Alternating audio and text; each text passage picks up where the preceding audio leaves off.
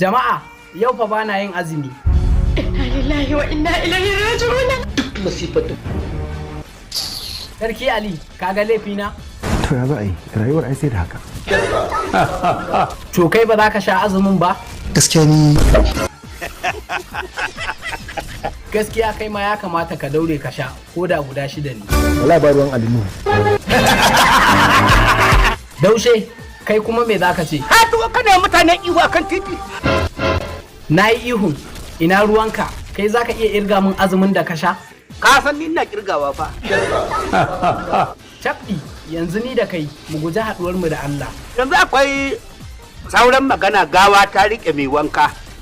Kusa mai sana'a, ya kake ganin zami da wannan matsalar? Sai mun zauna sai mu tattauna wannan matsalar.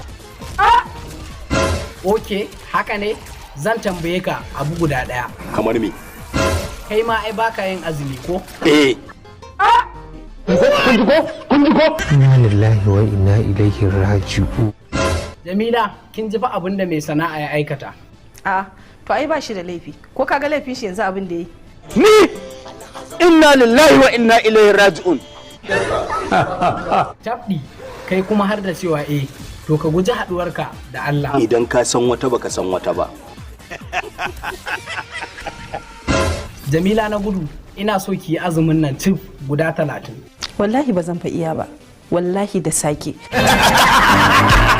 Dole sai kin yi. In biki ba kuma zan sa a kore ki daga Kano. Kan Allah malam rufe mun baki. Haƙi in rufe, kai ku yi mata dariya. Wani kalan hauka ne wannan? Cikin komedi ne, kai ku ci gaba. Haka yake a zahiri. Jamila na gudu, Musa mai sana'a, a nan zan tsaya da wannan tambayoyin.